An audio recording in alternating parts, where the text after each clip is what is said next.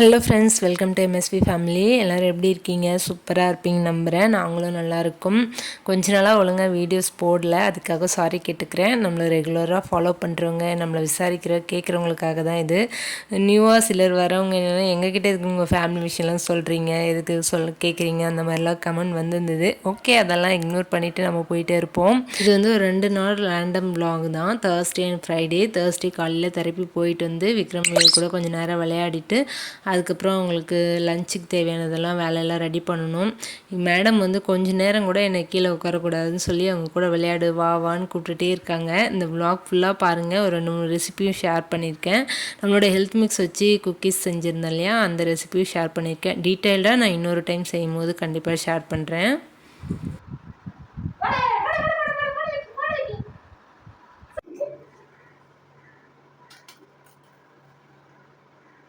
வேணுமா? சாப்பிட்றியா? சாப்பிடு. ஜூஸ் தான் வேணுமா? பழம் வேணாவா? சரி. ஜூஸ் யாருக்கு இருக்கு? அண்ணாக்கு? அண்ணாக்கு வேணாவா? உனக்கு வேணாவா? உங்களுக்கு அரைச்சி எடுத்துட்டு வந்துட்டா?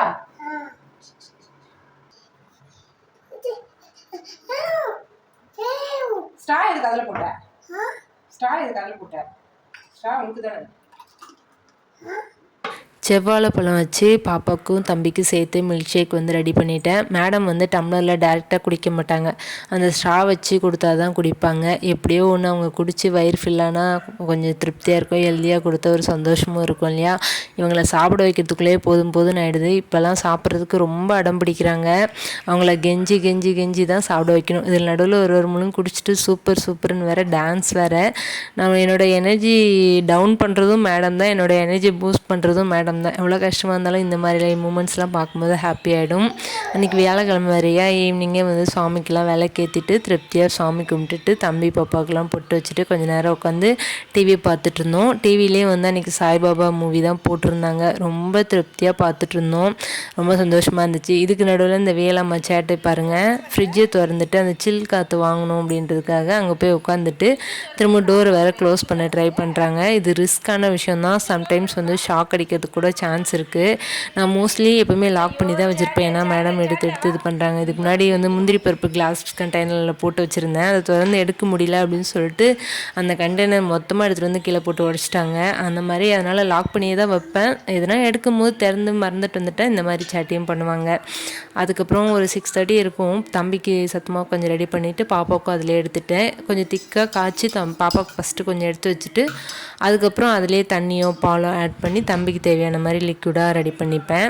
பாப்பாவுக்கு வந்து சத்தமாக கொஞ்சம் நேரம் ரொம்ப பிடிக்கும். அவங்க ரொம்ப விரும்பி சாப்பிடுவாங்க. 3 வேளையும் கொடுத்தா கூட சாப்பிடுவாங்க. பட் நான் ஒரு வேளை தான் கொடுப்பேன். சம்டேஸ் வேறு எதுவுமே சாப்பிட்ல அப்படின்னா காலையில் கொடுத்துட்டு நைட்டு திரும்ப கொஞ்சம் டின்னர் ஏதாவது ரெடி பண்ணி அது சாப்பிட்லன்னா சத்தமாக கொஞ்சம் கொடுப்பேன். இப்போ ரீசெண்டாக உளுந்தங்கஞ்சி கொஞ்சம் கொஞ்சம் சாப்பிட ஆரம்பிச்சிருக்காங்க. அன்றைக்கி நைட்டு டின்னருக்கு வந்து பாலக் சப்பாத்தி தான் ரெடி பண்ணியிருந்தேன். பாலக் சப்பாத்தி வந்து பாலக்கீரை வந்து கொதிக்கிற தண்ணியில் போட்டு ஒரு 3 to 5 minutes குக் பண்ணிவிட்டு அதோட பச்சை மிளகா, ஜீரகம், இஞ்சி, பூண்டு, கொஞ்சம் உப்பு போட்டு பேஸ்ட்டாக அரைச்சிட்டு நம்ம கோதுமை மாவில் ஆட் பண்ணிக்கலாம். இது கூட கஸ்தூரி மேத்தி இருந்தால் ஆட் பண்ணிக்கலாம், இல்லைனா தேவையில்லை. எங்கிட்ட இருக்கிறதுனால நான் கொஞ்சம் ஆட் பண்ணிக்கிட்டேன். இந்த வெந்தயக்கீரையை வாங்கிட்டு வந்து நிழலில் காய வச்சு எடுத்து வச்சுக்கலாம். அதுதான் கஸ்தூரி மேத்தி, கடையிலையும் கிடைக்கும். அதோடு நம்ம வந்து மாவு போட்டு நல்லா பிசைஞ்சு ஒரு டைட்டான இதில் வந்து பிசைஞ்சு வைக்கணும். ஏன்னா இது வந்து கொஞ்சம் நேரத்தில் அப்படியே மாவு வந்து லூஸ் ஆகும். தண்ணியாக ஆட் பண்ணாமல் அந்த கீரையோட பேஸ்ட்லேயே வந்து பிசைஞ்சு எடுத்து வச்சுட்டேன். அதுக்கப்புறம் முன்னாடி நாளே வந்து நான் நம்ம வீட்டிலே எடுக்கிற பாலாடை இருக்கு இல்லையா, அதை வச்சு பட்டர் எடுத்து வச்சுட்டு இருந்தேன். அப்போ காய்ச்சறதுக்கு டைம் இல்லை. அது அன்றைக்கி தான் வந்து நெய்யும் காய்ச்சின்னு அப்படியே சப்பாத்தியும் ரெடி பண்ணிக்கிட்டேன். பாலக் சப்பாத்தி நல்லா சூப்பராக சாஃப்டாக வரும். ஹெல்த்தியானதும் கூட. கண்டிப்பாக ட்ரை பண்ணி பாருங்கள். நான் ஆல்ரெடி ஷார்ட்ஸில் கூட டீட்டெயில் ரெசிபி போட்டிருக்கேன். பாருங்கள் இவ்வளோ சாஃப்டாக வந்திருக்கு. இதுக்கு வந்து சைட் டிஷ்ஷாக நான் பெருசாக எதுவும் செய்யலை. காலையில் அரைச்சி தேங்காய் சட்னியும் தக்காளி சட்னி ரெண்டுமே இருந்தது. அதை வச்சே கூட குக்கும்பர் கொஞ்சம் வச்சு சாப்பிட்டுட்டோம். நெய்யும் காய்ச்சி ரெடி ஆகிடுச்சு. அடுத்த நாள் காலையில் வெள்ளிக்கிழமை இல்லையா, காலையிலே வந்து வாசல் தெளித்து கோலம்லாம் போட்டுட்டு அப்படியே நம்மக்கிட்ட இருக்க செடிங்களுக்கெல்லாம் கொஞ்சம் தண்ணி ஊற்றியாச்சு. செடியெல்லாம் ரொம்ப சூப்பராகவே வந்திருக்கு. நிறைய செடி போயிடுச்சு. ரீசெண்டாக எதுவும் புதுசாக செடி வைக்கல. இருந்ததே பராமரிச்சிட்ருக்கேன். சங்குப்பூ வந்து சூப்பராக டெய்லி ஒரு 4, 5 பூ பூக்குது. பார்க்கவே அவ்வளோ அழகாக இருக்குது. இந்த இடத்துல வச்சதுக்கப்புறம் இன்னும் சூப்பராக இருக்குது. முன்னாடி அந்த சைடில் வெயிலில் ரொம்ப அதிகமாக இருந்தது. அன்னைக்கு வந்து ஊர்லேருந்து அன்றைக்கி வியாழக்கிழமை அன்றைக்கி நைட்டு 1 மணிக்கு இருக்கும். ஹஸ்பண்ட் போய் டோல்கேட்லேருந்து எடுத்துகிட்டு வந்தார். நுங்கு இளநியும் வந்து ஊர்லேருந்து வேனில் போட்டு அனுப்பியிருந்தாங்க. இது ஆல்ரெடி நான் ஷார்ட்ஸ் போட்டிருந்தேன் இல்லையா, அது இல்லாமல் இது 2வது டைம் அனுப்பியிருந்தாங்க. இந்த வெயில் காலத்தில் இது இளநீரும் நுங்கும் சாப்பிட சூப்பராக இருக்கும். இப்போ வந்து இந்த 1 வீக்காக நல்லா மழை பெஞ்சிட்ருக்கு. இப்போ வெயில் பெருசு தெரியல. மழை பெய்கிறப்போ நல்லாயிருக்கு. மழை நின்ன உடனே அந்த ஈரக்கமாக தான் இருக்குது. நைட்டு காய்ச்சி வச்சுருந்தேன் இல்லையா, அந்த நெய் சூப்பராக எவ்வளோ எல்லோ கலரில் சூப்பராக இருக்குது பாருங்கள். இந்த டைம் வந்து பாலாடை கொஞ்சம் கம்மி, அதனால் நெய் இதில் பாதி தான் வந்திருக்கு. நெய் காலியாகிடுச்சு அப்படிங்கிறனால இருந்ததை வச்சு காய்ச்சிட்டேன். நான் ஒவ்வொரு டைம் காய்ச்சும் போது இந்த டப்பா ஃபுல்லாக வரும். 400 mlக்கு மேலே பிடிக்கும் அது.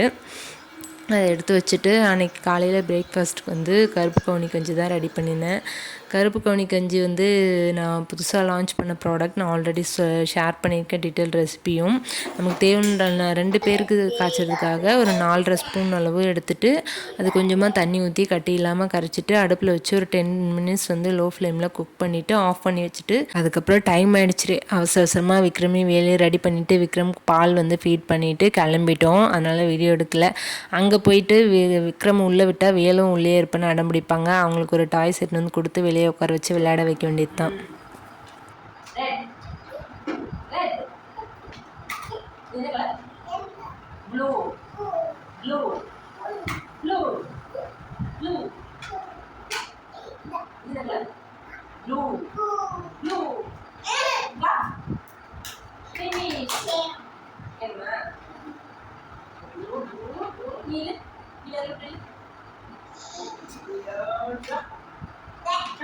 தெரப்பி முடிச்சுட்டு ரிட்டர்ன் வரும்போதே பூ கொஞ்சம் காலியாகிடுச்சு. அதனால் பூ வாங்கிட்டு வந்தேன். ரோஸும் சாமந்தி பூவும் கலந்த மாதிரி வாங்கிட்டேன்னா எனக்கு கரெக்டாக இருக்கும். மிக்ஸ் பண்ணி வைக்கிறதுக்கு சாமிக்கும் அழகாக இருக்கும்.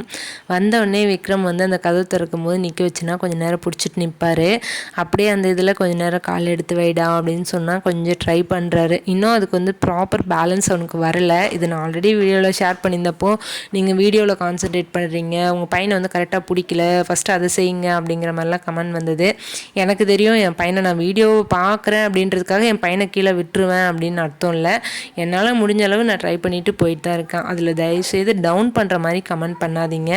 பண்ணவங்களை மட்டும் தான் சொல்கிறேன். நிறைய பேர் மோட்டிவேட் பண்ணி என்கரேஜ் பண்ணி கமெண்ட் பண்ணியிருந்தீங்க. அவங்களுக்குலாம் தேங்க்ஸும் சொல்லிக்கிறேன். நம்மளோட ஹெல்த் மிக்ஸ் வச்சு ஃபஸ்ட் டைம் குக்கீஸ் ட்ரை பண்ணலான்னு சொல்லிட்டு ட்ரை பண்ணேன். டீட்டெயில் ரெசிபி நான் இன்னொரு டைம் ஷேர் பண்ணுறேன். இது பாதிலேருந்து தான் எடுத்தேன். நைட்டு பட்டர் எடுத்து வச்சுருந்தேன் இல்லையா, அதை லைட்டாக மெல்ட் பண்ணிவிட்டு அது கூட நாட்டு சக்கரை ஆட் பண்ணிவிட்டு 1.25 கப் அளவு நம்ம சத்து மாவு ஆட் பண்ணிக்கிட்டேன். நல்லா மிக்ஸ் பண்ணிவிட்டு நடுவில் கொஞ்சம் நட்ஸ் வந்து லைட்டாக 1-2 மிக்ஸியில் ஓட்டி அதோட ஆட் பண்ணிக்கிட்டேன். டேஸ்ட் வந்து சூப்பராக இருந்தது. பிஸ்கெட் ரெடி பண்ணி ஒரு பக்கம் வச்சுட்டு விக்ரமுக்காக காய் பருப்பு சாதம் வைக்கிறதுக்காக ரெடி பண்ணிகிட்ருக்கேன். தினை அரிசியும் பாசிப்பருப்பும் நான் ஆல்ரெடி ஊற வச்சுருந்தேன். அதை நல்லா வாஷ் பண்ணிவிட்டு பீட்ரூட், கேரட், பீன்ஸ் ஆட் பண்ணியிருக்கேன். நல்லா பொடியாக கட் பண்ணி போட்டிருக்கேன். கேரட் மட்டும் கொஞ்சம் பெரிய பீஸாக போட்டிருக்கேன். இது வந்து பாப்பாவுக்கு சாப்பிட்றதுக்கு கொடுப்பேன். அதனால் அவளுக்கு எடுத்து ஊட்டுற மாதிரி இருக்கணும். 2வது நல்லா குழஞ்சிறதுனால இது ஒன்றும் பிரச்சனை இல்லை. அப்புறம் இதில் கொஞ்சம் மஞ்சள்தூள், சாம்பார் பொடி, ஜீரகம், பெப்பர் பொடி, அப்புறம் சால்ட் ஆட் பண்ணியிருக்கேன், கல்லுப்பு, அதுக்கப்புறம் கொஞ்சமாக பெருங்காயத்தூள். இதோட நெய் ஆட் பண்ணிப்பேன். ஒரு நாள் நெய், ஒரு நாள் தேங்காய் எண்ணெய், அந்த மாதிரி மாற்றி மாற்றி ஆட் பண்ணுவேன். சும்மா ஒரு டீஸ்பூன் அளவு ஆட் பண்ணால் போதும். அப்புறம் நல்லா நிறைய ஒரு பாதி அளவு தண்ணி வச்சுனா தான் அது வெந்து அதிலே விக்ரம் கரைக்கிறதுக்கு கரெக்டாக இருக்கும். இப்போ வந்து குக்கர் விசில் போட்டு ஒரு 3 விசில் விட்டு எடுத்தோம்னா சூப்பராக ரெடி ஆகிடும். கரெக்டாக 3 விசில் விட்டால் போதும். அதுக்கப்புறம் ஆஃப் பண்ணிட்டு ப்ரெஷர் இறங்கினதுக்கப்புறம் பாப்பாவுக்கும் கொஞ்சம் குழச்சி அப்படியே மெசிச்சு விட்டுவேன். விக்ரமுக்கு வந்து மிக்சியில் கிரைண்ட் பண்ணி கொடுக்கணும், ஃபில்ட்ரு பண்ணி. இந்த சைடு இட்லி பாத்திரத்தில் வந்து பிஸ்கெட் வந்து பேக் பண்ணிகிட்ருக்கேன். அடியில் வந்து சால்ட்டு போட்டு அது மேலே ஒரு இட்லி பிளேட்டில் வச்சுருக்கேன். ஆல்ரெடி ஒரு பிளேட் வச்சு எடுத்துகிட்டு அது எப்படி இருக்குன்னு காட்டுறேன். இதுதான் ஃபஸ்ட்டு எடுத்தது. அந்த பிளேட்லேயே 7 பிஸ்கெட்ஸ் வரும். இந்த மாதிரி மொத்தம் 14 பிஸ்கெட் நான் ரெடி பண்ணியிருக்கிறது. இது வந்து எடுக்கும்போது லைட்டாக உடஞ்சிடுச்சு. டேஸ்ட் பண்ணி பார்த்தேன், நல்லா தான் இருந்தது. என்னென்னா சுகர் மட்டும் கொஞ்சம் அதிகமாக இருக்கிற மாதிரி தெரியுது. மற்றபடி பிஸ்கெட்லாம் சூப்பராக இருக்குது. இன்னும் ஆறல, சூடாக இருக்குது. அடியில் இந்த மாதிரி கொஞ்சம் நல்லா கிறிஸ்பி ஆகிடுச்சு. கொஞ்சம் எனக்கு பேக் ஆச்சா இல்லையான்னு தெரியாதனால கொஞ்சம் நேரம் எக்ஸ்ட்ரா விட்டேன். இப்போ இப்படி இருக்குது. ஆறுனதுக்கப்புறம் இன்னும் கிறிஸ்பி ஆகிடும். போது அந்த தண்ணி வெளியே வரும்ல, அதுக்கு நான் இந்த மாதிரி டவல் சுற்றிப்பேன். இல்லைனா அந்த ஒரு பாத்திரம் வைக்கிற ஸ்டாண்ட் இருக்குல்ல, அந்த இது ரிங் மாதிரி அது கூட வைக்கலாம். அப்புறம் ஆஃப் பண்ணிட்டு முடிஞ்சுது. நான் கேட்கவே இல்லை, வீடியோ ஆன் பண்ண உடனே நீயே சூப்பராக இருக்குதுன்ற. அம்மா பிஸ்கெட் சூப்பராக இருக்குதா?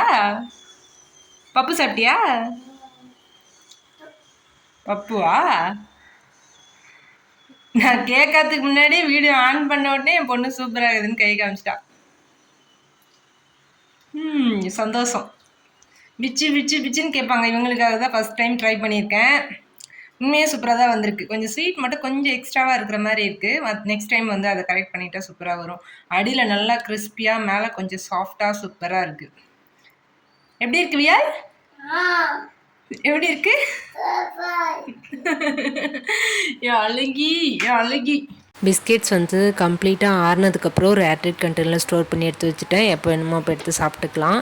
அதுக்கப்புறம் லஞ்சு குக் பண்ணணும். இந்த பாலக்கீரை வச்சு ஆந்திரா ஸ்பெஷல் பாலக்கீரை உள்ளிக்காரம் செய்கிறது வந்து ஃபஸ்ட் டைம் ஒரு ஹஸ்பண்ட் வந்து இன்ஸ்டாகிராமில் ஒரு ரீல்ஸ் பார்த்துட்டு இதை செஞ்சு கொடு அப்படின்னு சொல்லி பாலக்கீரை வாங்கிட்டு வந்து அந்த வீடியோவை எனக்கு ஷேர் பண்ணியிருந்தாரு. இன்றைக்கி அவருக்கு செஞ்சு கொடுத்துடலாம் அப்படின்றதுக்காக ரெடி பண்ணிகிட்ருக்கேன். ஒரு 2 வெங்காயம் வந்து கட் பண்ணி மிக்ஸி ஜார் ஆட் பண்ணிகிட்ருக்கேன். ஒரு 7-8 பல் பூண்டு, ஒரு 5-6 காஞ்ச மிளகாய் ஆட் பண்ணிக்கலாம்.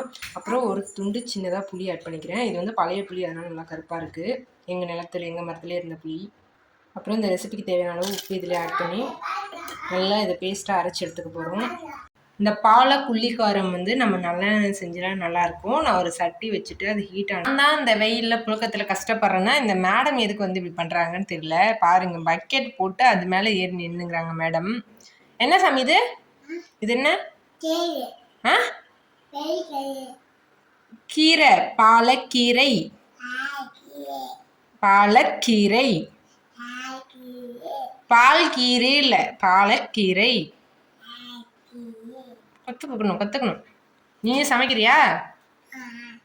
என்ன சமைக்கிற? பூரியா?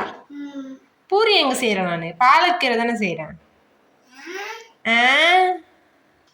கொஞ்சம் கடுகு, கொஞ்சம் கடலைப்பருப்பு, உளுத்தம்பருப்பு, கொஞ்சமாக சீரகம், 2 காஞ்சி மிளகாய், 2 கருவேப்பிலை இருக்க பேஸ்ட் ஆட் பண்ணி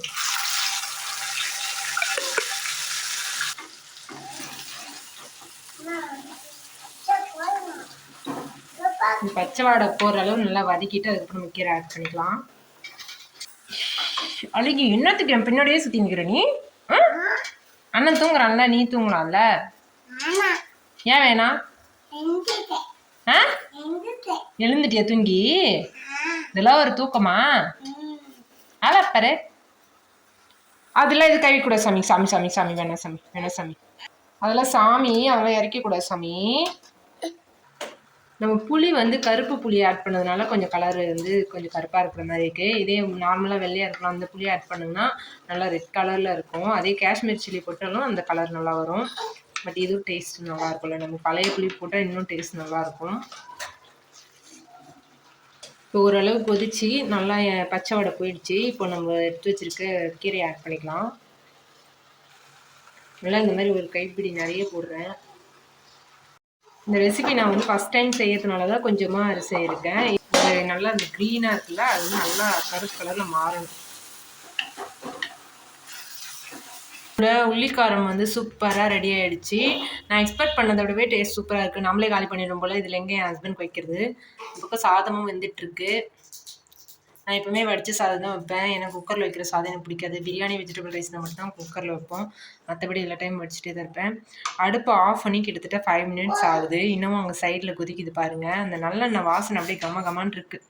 நல்லா சுட சுட சாதத்தோடு அது சாப்பிட போகிறோம். சூப்பராக ரெடி ஆகிருக்கு. நான் இந்த பிளேட்லேயே போட்டு ஊட்டி விடுறேன்னா, இல்லை எனக்கு இந்த பிளேட் தான் வேணும்னு மேடம் வந்து இதில் வாங்கிட்டு வந்து உட்காந்துட்டு இருக்காங்க. சாப்பிட போகிறேன் சாமி. வந்து தூங்கிட்டு இருந்தாரு. தூங்கி எழுந்த உடனே அவர் ஃபீட் பண்ணி சேர்ல உட்கார வச்சிருக்கேன். விக்கி வாய் தொட குடு, வாங்கி தொடச்சிக்கோ. விக்கி வாய் தொடச்சிக்கோ. நீ குட் பாய் தானே? வாய் தொடச்சிக்க விக்கி. நீ என்ன அவனுக்கு அக்காவா? அக்காவா விக்கிக்கு? நீ அக்காவா? விக்கி விக்கின்னு கூப்பிடுறா என் மக, அக்கா மாதிரி. வாய் தொடச்சிக்க விக்கி. சாப்பிடலாமா? இந்த சாப்பிடு. இது எந்த அது உந்து. வெறுஞ்சோறு இல்லை, குழம்போட மிக்ஸ் பண்ணி சாப்பிடு. குழம்போட மிக்ஸ் பண்ணி சாப்பிடு. இன்றைக்கி வந்து ஒன்லி ஒயிட் ரைஸ் இந்த பாலக்கீரை தான். வேறு எதுவும் காய் எதுவும் செய்யலை. ரொம்ப முடியல, டயர்டாக இருக்குது. சில நாளில் மதிய சாப்பாடே ஸ்கிப் பண்ணிடுவேன்.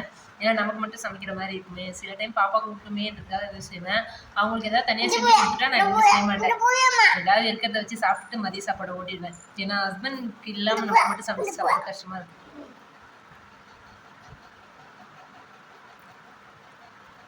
சூப்பராக இருக்குங்க. நான் எக்ஸ்பெக்ட் பண்ணவே இல்லை. இனிமேல் இந்த ரெசிபி அடிக்கடிக்கு ட்ரை பண்ணுவேன். இந்த ரெசிபி நீங்களும் கண்டிப்பாக ட்ரை பண்ணி பாருங்கள். செம்ம சூப்பராக இருக்குது. இந்த கோங்குரா பச்சடி சொல்லுவாங்களா, கிட்டத்தட்ட அந்த மாதிரி தான் இருக்குதுன்னு நினைக்கிறேன். செம்ம டேஸ்ட்டாக இருக்குது. சூப்பரா இது இருந்தால் போதுமே. என் தங்கச்சி இந்த வாட்டி வந்தால் இது செஞ்சு ஒரு டப்பாவில் போட்டு கொடுத்துடணும். அவளுக்கு தான் அங்கே சென்னையில் ஒழுங்காக ஹாஸ்டலில் சாப்பாடு இல்லைன்னு சொல்லிட்டு ஒழுங்காக சாப்பிடவே மாட்டேங்கிறா. எதுனா செஞ்சு கொடுத்தேன்னு சொல்கிறான். அவள் வரும்போது நமக்கு உடம்பு முடியாமல் ஆகிடுதா, அதனால் ஒன்றும் செய்யறதில்லை. இந்த டைம் அவள் வந்தானா ஏதாவது இந்த மாதிரி ஒரு பவுடரு, இந்த தொக்கு இந்த மாதிரி செஞ்சு கொடுத்துடணும். ஒரு நாள், ஒரு வாரம் 10 நாள் ஓட்டணும். இப்போல்லாம் காலையில் அவசர அவசரமாக தெரப்பி கிளம்புறதுனால ஈவினிங்கில் தான் வந்து சுவாமி கும்பிட வேண்டியதாக இருக்குது. இருந்தாலும் அந்த ரிலாக்ஸாக உட்காந்து பூஜை பண்ணால் தான் நமக்கு திருப்தியாக இருக்கும் இல்லையா. அன்றைக்கி வெள்ளிக்கிழமை ஈவினிங் புதுசாக பூவெல்லாம் மாற்றிட்டு நானும் பாப்பாவை உட்காந்து சாமி கும்பிட்டோம். அவங்களுக்கு பொட்டு வச்சுன்னா உடனே வேலை அண்ணனுக்கு வை அப்படின்னு சொல்லி அண்ணனுக்கு கூப்பிட்டு போய் வைக்க விட மாட்டாங்க. ஒரு ஹாப்பி மூமெண்ட்ஸாக இருக்கும். கொஞ்சம் திருப்தியாக மெதுவாக உட்காந்து திருப்தியாக சாமி கும்பிட்ட மாதிரி இருக்கும். அடுத்த நாள் காலையிலே எழுந்தோடனே 2 இளநீர் வெட்டி குடிச்சிருந்தேன். ஊர்லேருந்து இளநீர் நுங்கெல்லாம் கொடுத்துட்டு அந்த வாரம் ஃபுல்லாக காலையில் இப்படி தான் போகும். ஓகே ஃப்ரெண்ட்ஸ், இந்த விலாக் வந்து இதோட முடிச்சுக்கிறேன். இந்த விலாக் உங்களுக்கு பிடிச்சிருந்தா கண்டிப்பாக சப்ஸ்கிரைப் பண்ணி லைக் பண்ணி ஷேர் பண்ணுங்கள்.